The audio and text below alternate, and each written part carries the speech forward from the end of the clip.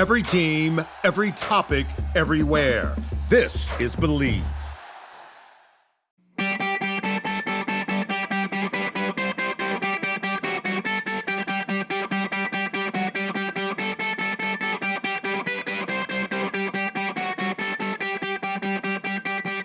What's up, everybody? Friday Face-Off here. Jeffrey Levechkio and myself, we're going to take a topic. And we are either going to debate it, maybe we'll agree, maybe we'll disagree, but something that's a little bit of a hot button topic that might get some people a little flustered.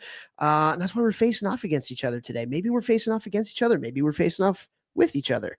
Maybe we're on the same line. Maybe I'm the centerman and he's the left winger. That's happened before. Cousin connection. Hello, let's go.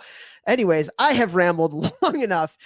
So this was one. So we're putting this out there the same week that PJ Atherton from Minnesota came on our podcast. And this is something that we talked about a lot. It's basically the numbers of elite level players from Minnesota versus Massachusetts.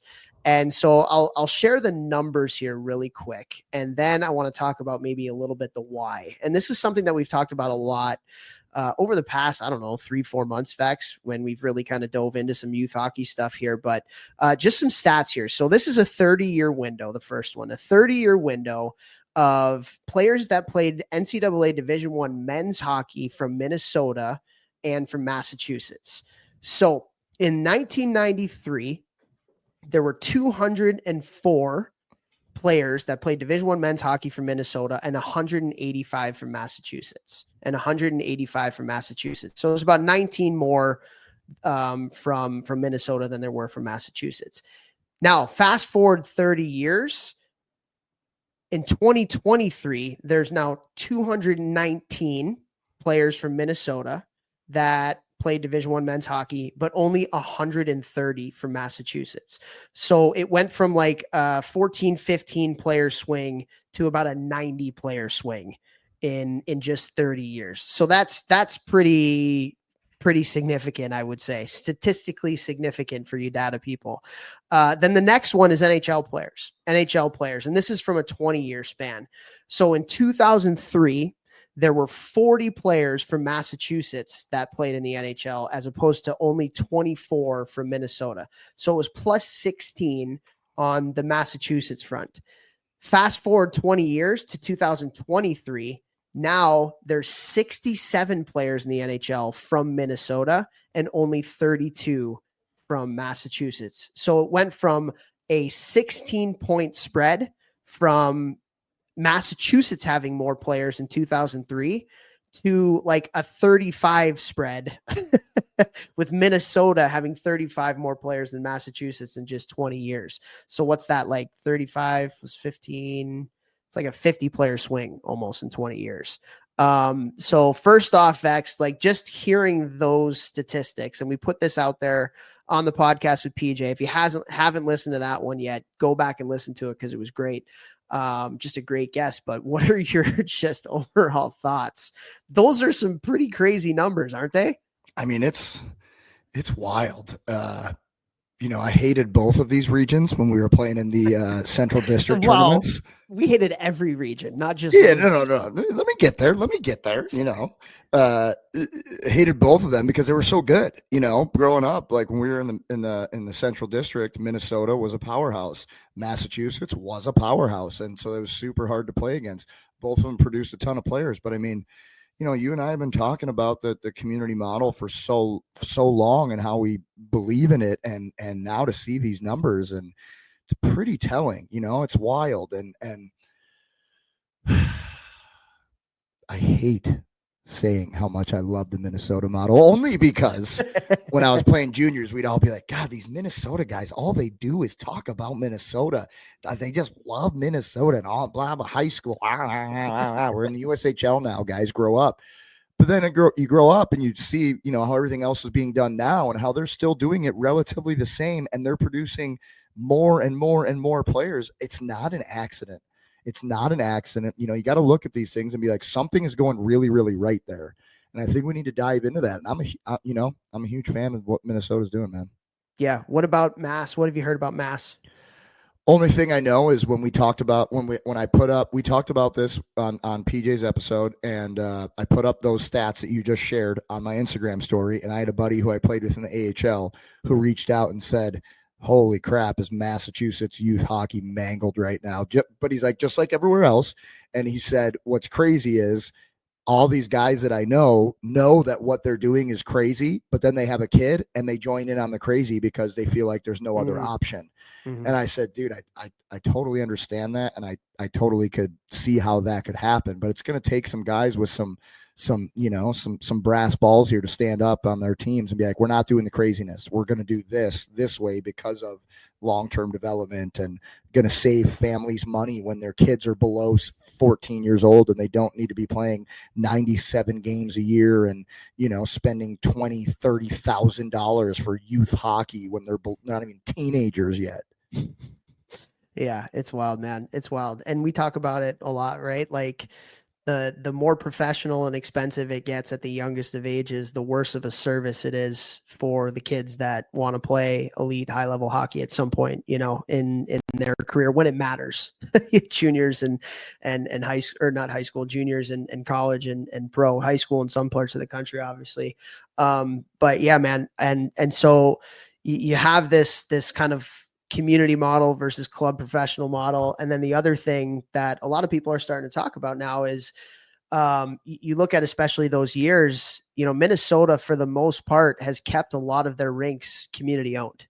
The governments of those cities and those towns think that having an ice rink is really important to the civics of and the community of the places where they're at. And so with that, there's not as much pressure to build a profit, keep kids on the ice longer, professionalize it, all that kind of stuff, as opposed to Boston, where it used to be a lot of rinks were community owned. And now so many of them have been bought up by private equity companies or owners or whatever. And when that happens, then comes in typically the professional model, because the professional model is way better at creating profit than the community model is. And so the fact that Minnesota has been able to keep so many of their rinks community based is a big deal, is a really, really big deal. But on top of that, I think you're so right, Vex, with what your buddy said, how like everybody just does it, even though that they don't really agree with it because they feel like they have to for their kid or to keep their job. If you're a hockey director or whatever, like it really, like, everybody talks about it. And I'm on the board of AHI, the USA Hockey affiliate arm for Illinois. And everybody's likes to say, well, you guys have to do something about this. And there is some stuff that we can do, but let's call a spade here. If USA Hockey comes in and mandates you to do something, there's a good chance that USA Hockey or one of its affiliates are going to get sued by a dad with a lot of money who doesn't want to do that. And it's not good for their pockets or their kid. Right. But it might be good for the whole, but that's just a reality. And we've seen a lot of that. Or like, I'm going to go to AAU. Like, we're just going to leave USA Hockey out. Like, those are real things that USA Hockey is dealing with. And so I think if we want to have real change, it's going to take a partnership and collaboration between USA Hockey or Hockey Canada and some people who have a lot of influence in the areas that they're in to do things differently. It can't be one or the other. It has to be a collaboration and a partnership for that to happen. And the only way for that to happen is for people with influence to go against the grain of the way that hockey's been going for the professional model for years now. And it's going to take some strong people to stand up to it. And we're trying to do that 100%. But, I don't run a youth hockey club. So I'm not like in the nitty gritty of being able to do that. Same with yourself. And so, yeah, man, it's going to take some hockey directors and some presidents to really go against the grain. And I say it all the time. Like, if I'm a hockey director right now in one of these big professional, whatever, where kids are spending $25,000 to play peewee hockey at the tier 1 level, why wouldn't you do something differently? You will attract the right families, the ones who like actually have a moral compass, like that you don't want to be told that their kid has to be a pro at 13 years old and know that it's a marathon and not a sprint for their kids' development. Like, I just like, I want one person to do it that way.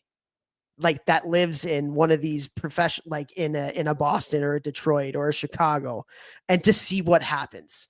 Because I would put money on the fact that it might not be the first year that they're going to be the top program, but within 3 or 4 years, if you have the right coaching, if you do things a little bit differently, that it's going to happen. 100%. For sure. Year 2, you're going to get a bunch of interest. And by year 3, you'll have proof of concept and on top, proof of concept, both development and helping people's pockets, keeping the money in. It gets the government already takes enough. We don't need to have hockey take the rest of it. Like it immediately, like your org will rise right to the top. All you got to do is just, do what we think is the right thing and is the right thing. Yeah, for sure. So we're here every step of the way. If you feel like you want to go against the grain, let us know. And we will be there to help support you with that and provide you with ideas and ways to do it. This is something that Vex and I talk about a lot. It's something that we talk about with people that we know in the industry, and there's a way to get it done. You just have to have the courage to stand up and swim against the stream as opposed to going along with the stream. And we want to be a part of that facilitation of some positive change. So boom, Massachusetts, facilitate. Minnesota. There we go. Share the show.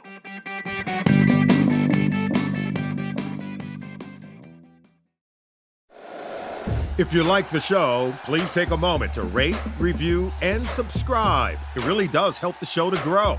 Thank you for listening.